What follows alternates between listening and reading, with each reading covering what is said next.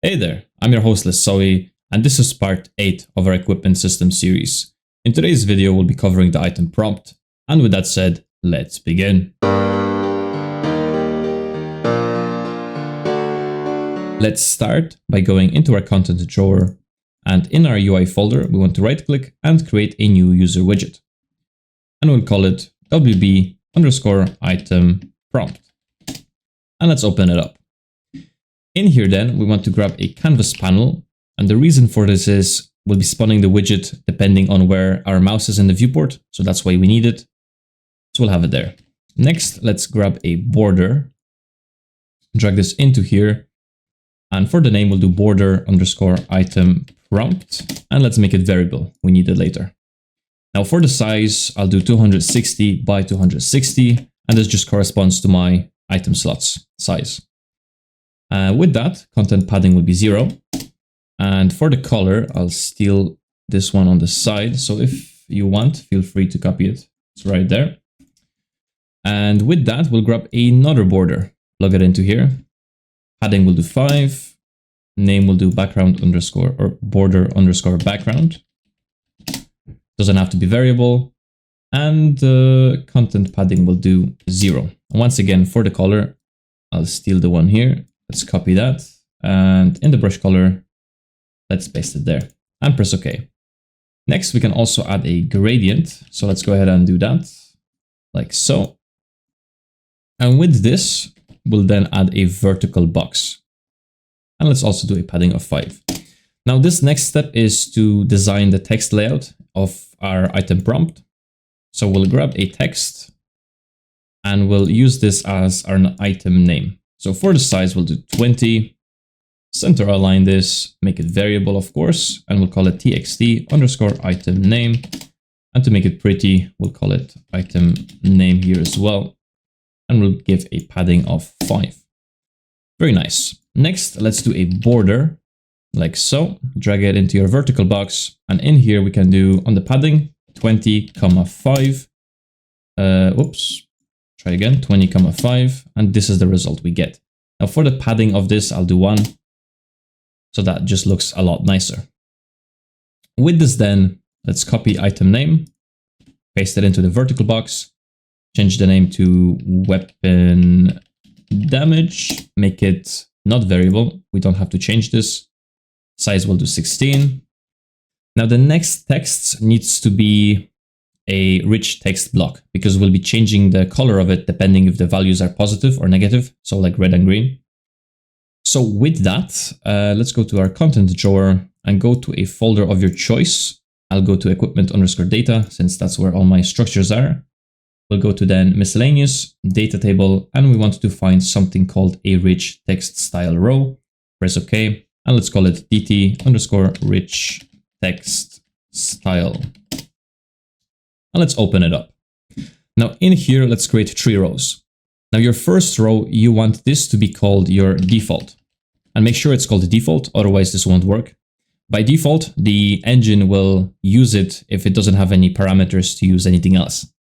So that's that. Now the other 2 can be whatever you like. I'll do red for the red values and green for the green values. Click on your default. In here, we can select a font. Now, if you don't see this, click on the little gear icon here and do show engine content. And this should show it for you. So I already have it ticked, and we'll do Roboto. Font 14, color by default will be white on the first one. On red, we'll do again 14 on the font, and we'll do a color red. And for our third, the same 14, and we'll do red as well. Or not red, green. Okay. So once you're happy with everything, let's save, and back in our item prompt, let's look for a rich text style block. There we go, and put it into the vertical box. Now in here, we want to add this data table like so. And we also want to set the name here. So txt underscore, we'll do damage value is what we'll call it, like so. And some dummy text, we'll do damage, double colon, let's say 15, center align that. Looks really nice. Let's copy that border then, paste it, copy the border, paste it into the vertical box, copy the weapon damage text in here, and we'll do attributes. And the same thing goes here. We'll copy that rich text block, paste it into the vertical box, and let's just name them differently. So this will be our strength value. This will be our defense value. And just like that, we can also make it pretty here. Defense double colon, let's do 8. And this will be strength double colon, let's do 5. Something like that. So this is already looking nice.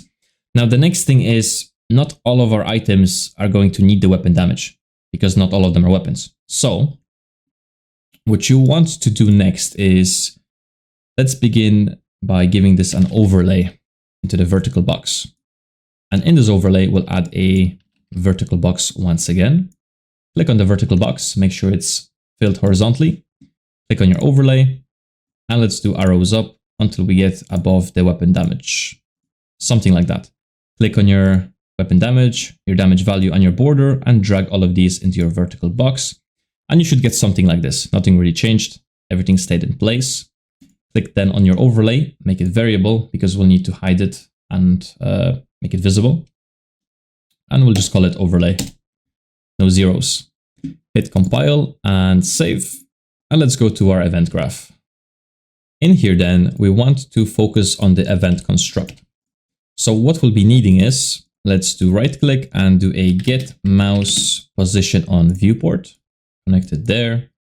Let's also grab our border item prompt and do slot as canvas slot. And here we can do set position, and in position will come from this return value there. Let's also do a event mouse leave. So if we ever go out of this box, it'll just remove itself from the screen, remove from parent. And we can also test this. So in order to do that, let's compile and save. Let's open up our UI and let's go to our wardrobe slot. Now in here, we want to go into our graph and let's click on the functions and do on preview mouse button down. Now inside here, we'll check which mouse button is down. So is mouse button down? I'll do my right click, do a branch. So if this happens to be true, well then we'll do a create widget. This widget is going to be our item prompt we just made. We'll promote this to variable wb underscore item prompt, like so. We'll add to viewport, and at the very end, we want to return this value as handled. And this is good enough for us to test. So let's compile, save, and give this a quick test. So let's play. And if we right click on this, it should work, and it does. Very nice. Now this lags a little bit. So to fix that little issue, let's go to our item prompt in the designer. Click on your border underscore item prompt, and we'll change the alignment. This will fix that little issue for us. So we'll do 0.2 and 0.2. Next, let's also go back into the graph. Let's add our item ID, make it a name, instance editable, and expose on spawn. Compile and save that, and let's just add this value in here. So let's refresh this, and let's grab the item ID, like so. We'll be needing this later. So compile and save, go again to test this quickly. This should now work really well, and it does. Very nice. Next, let's head back into our item prompt. And in here, we want to create few functions. So let's go ahead and create the first function called get item difference. And in here, we'll be needing the category. So let's add that. Equipment category. And this will be of type E underscore equipment category enum. Okay, and we also want the preview slot that we'll be comparing to. So preview slot, and this will be of type S underscore equipment info, just like that. Next then, let's get a reference to our player character. So get hero, get component by class, and we want to get a hold of our wardrobe component. With this then, we'll get our equipment list that we have there. And we want to find this category that we have here. So let's do get category, equipment category. And if it does find it, then this get row will have been populated. Let's add our data table there, not your rich text style, your equipment data.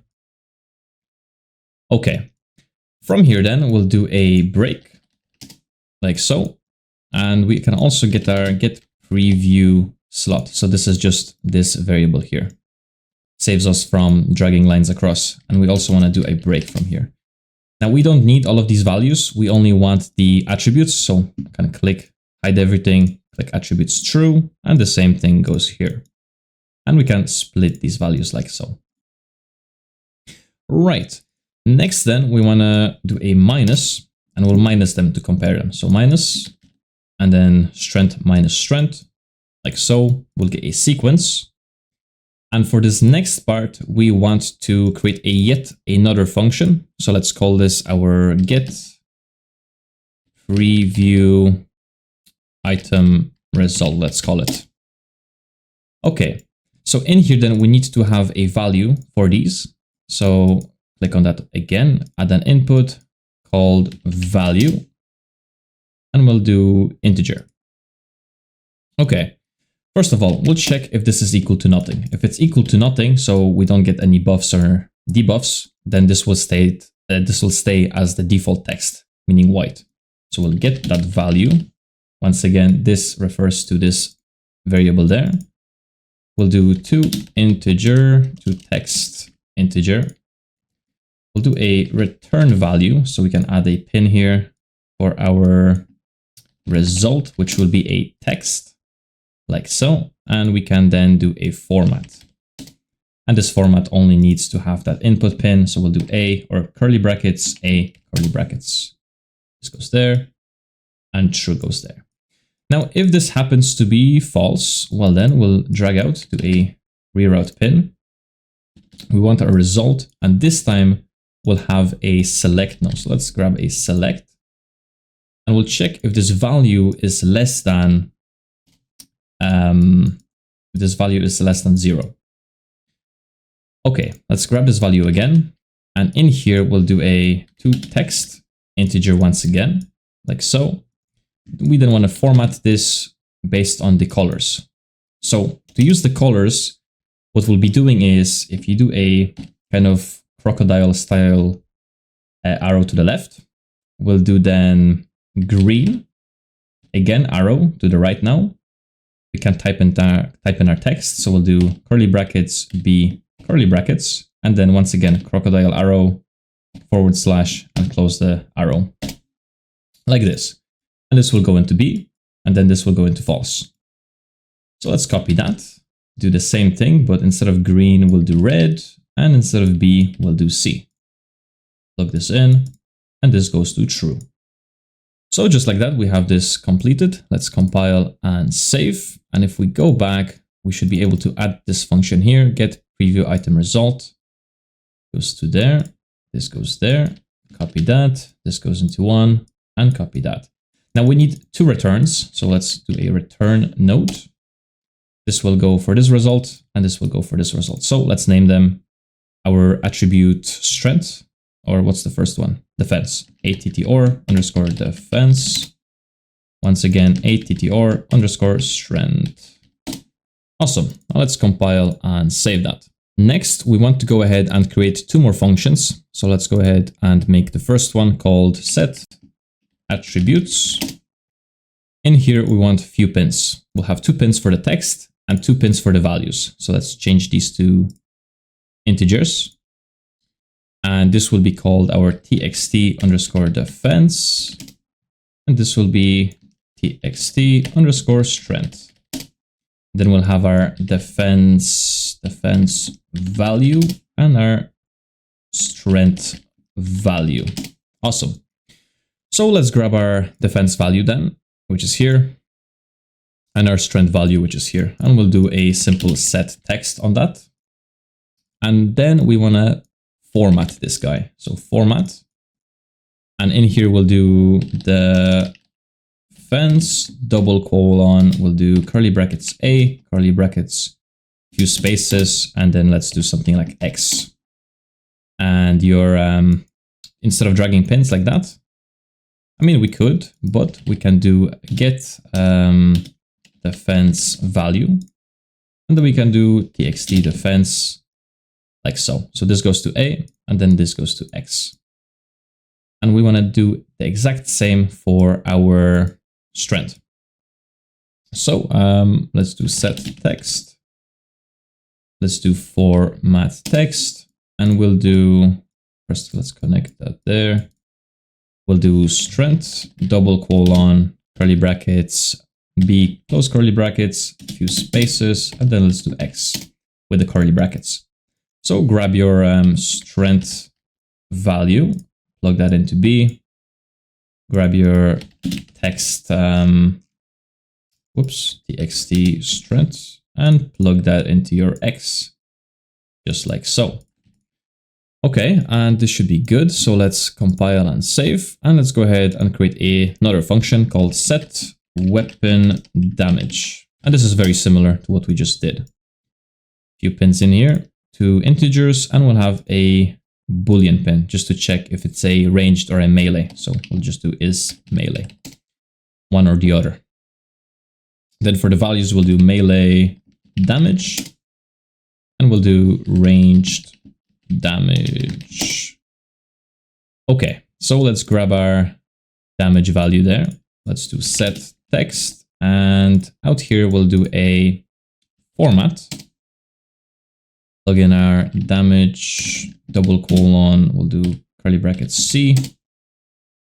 And we want then to do a select out of here. Select int.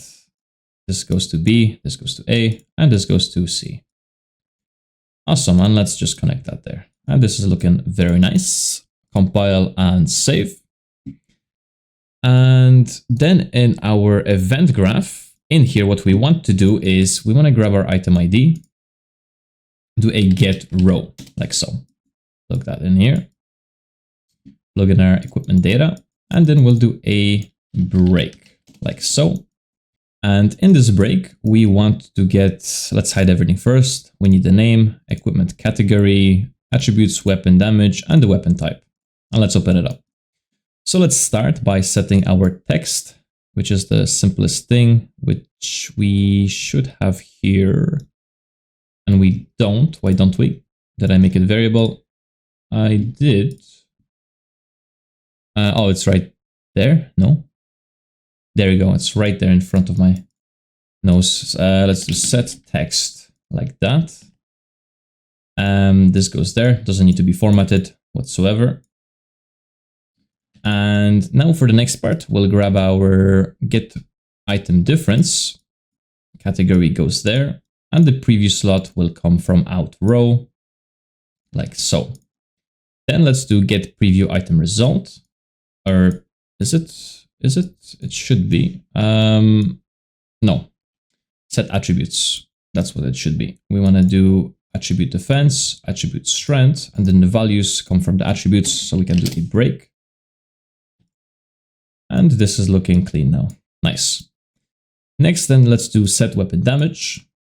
For the values once again, if you can guess, we'll break this open, drag in the values, melee to melee, range to ranged, and is melee. Let's do a break. We'll have 2 instances of this. Hide everything, just do is a melee, and in here we'll just do is a weapon for that overlay there. This goes in there, and this will go into our overlay. Let's do that. Set visibility. So depending if it's a weapon or a not, it's going to be visible. So let's do select node from here again. So if it is a weapon, we want it to be displayed. If not, collapsed, just like that. Compile and save. Now this item prompt gets created, but what if we had it on the screen and our equipment inventory just got destroyed?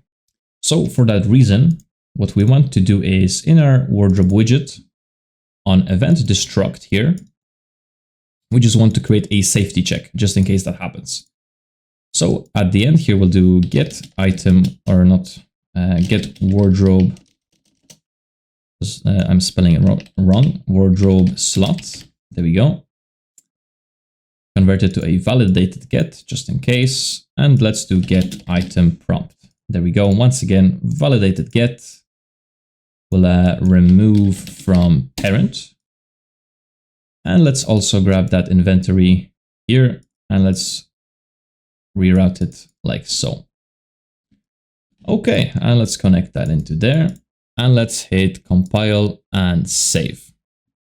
Now we should be good to check this system out. So let's go ahead and see how this looks like. So if we went to play and pressed I, this is what we get.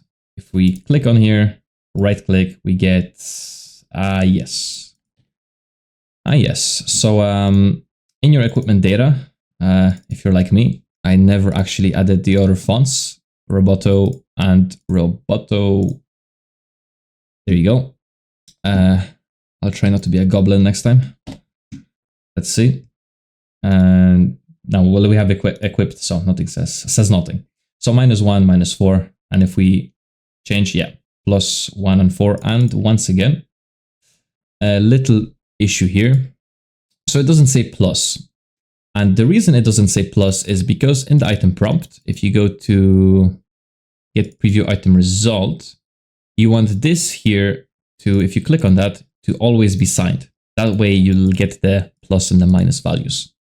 So if we play, go in here, go once again, there we go, +1, +4, equip it, -1, -4. Awesome. Same with this then, the item prompt doesn't show up. So that's looking good for us. Yep. You also might have noticed that whenever I open up my equipment inventory, the bonus damage says +0 instead of just 0.